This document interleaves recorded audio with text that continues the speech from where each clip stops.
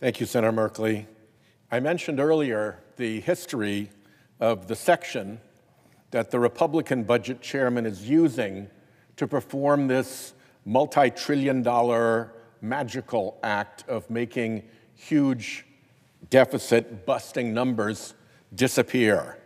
It's called Section 312. It has been used before, but it has always been minor, corrective, and bipartisan. I mentioned earlier the adjustment that was made on a bipartisan basis to the Power Marketing Administration's numbers to return the CBO to an agreement that the Senate had previously made.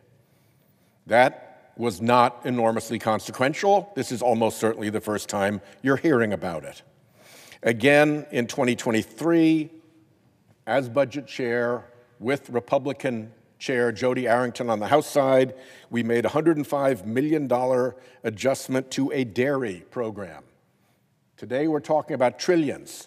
This was a $105 million adjustment. Again, bipartisan, minor, and corrective, fixing a technical issue on a bipartisan basis. Last year, Speaker Johnson and Leader Schumer agreed to direct CBO to score a fee program with an OMB estimate, and they used this rule again, collaborating on a bipartisan basis with a matter that was minor and corrective.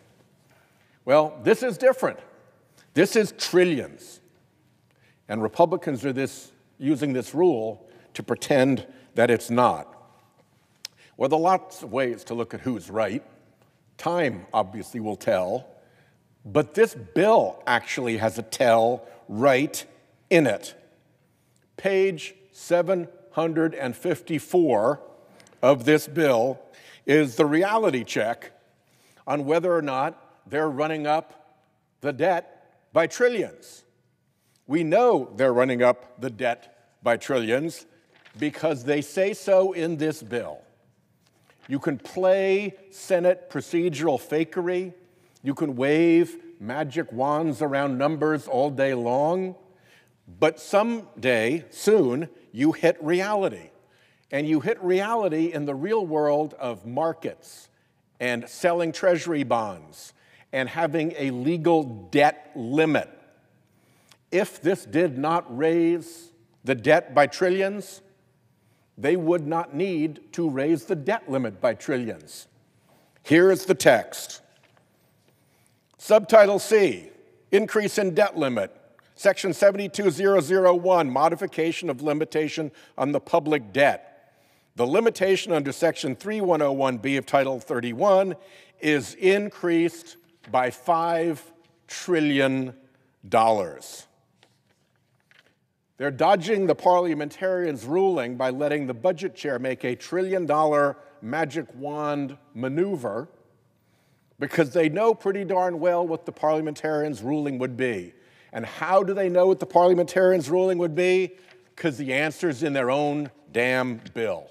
I yield the floor. Would the senator from Rhode Island yield for a question? Of course.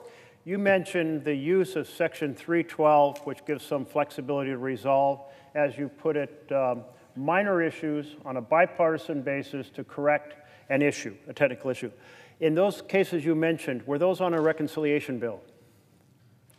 Were they on a reconciliation bill? I don't believe they were. No, they were not. They were In fact, just... that power has never been used on a reconciliation bill because the following Section 313 gives very specific instructions. It says each provision must be costed out for its impact on both outlays, the spending side, or revenue, should it be a revenue measure. And if you're saying, well, how do I do that? You say, well, if we pass this provision, what will it cost as compared to not passing this provision, not having the bill? That's a comparison to current law. This ability of the budget chair, and actually the law says the budget committee, to correct technical issues on narrow issues on a bipartisan basis, basically solve snarly little budgeting questions, like on the dairy program you mentioned, never used on reconciliation, ever. Never used on a broad basis, ever. never used to create a lie about what a bill costs in this fashion.